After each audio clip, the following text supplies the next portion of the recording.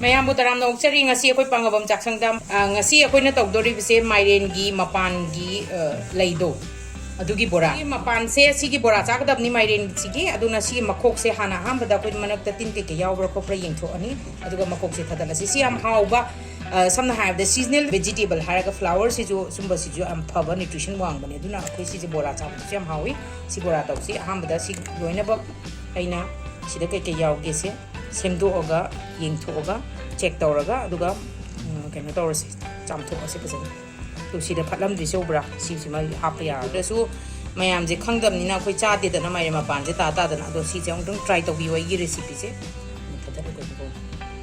aduga Mairen se machem ga lawre Mairen Bora ga Mairen Mapal gi Bora ga asi tawrasi recipe si je chamthoe pan je chamthoe chamthoga sumaina nga thamasi duga Mairen ji semdoasi aduga bora gi beson tolasi Mairen Mapal se bora sabai khangbu jawngani adu khangdaba yaw mayam chong tang di try to biu aduga khoi gi Mairen Bora si ju am haw bane adu commonly khoi Manipur di bora ga yam di chana de do try so ding gi to biu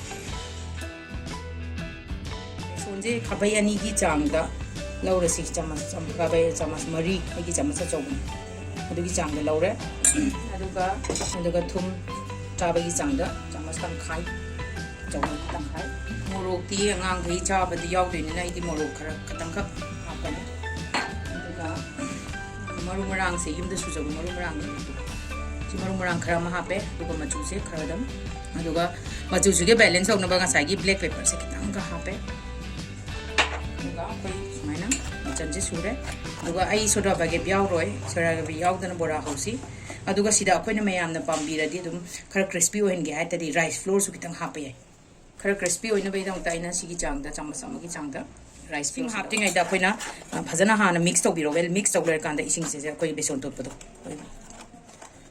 phajana to las koi Manipur da su makhan mayam ton bora de kai bra loina haw ni ko mayam da ni sangi si asalani kitang patar se kitang loose oidi kai gumba koina thada ba kanda loose oido jar no flow oido adu maina cmc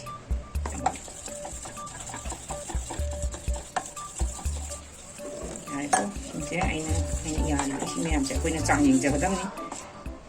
Yes, produk kita mulai sih, ya nih.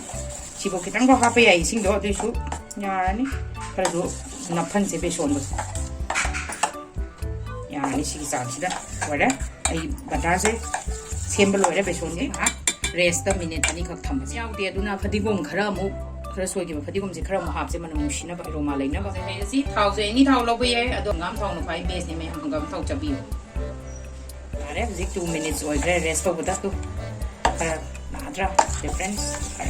Cheese stage dah. Dia frame dah fry tu kita beri bora deh. Aduga aina uji lau tu saya lagi lay saya laure. Aduga beson saya saya aina tu ni batas saya semua ina. Ina tahu re. Aduga.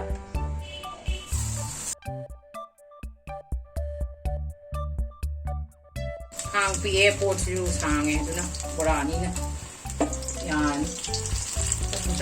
Potong tak kan medium flame dah tahu tadi tahu do 2 times mak reuse tahu be masak ti phajai hai lai ni na wah manam galai itu manam bora manam hai ta ni itu manam hai tu na mali bora ni na te on be ya do mali ye ngati ya itu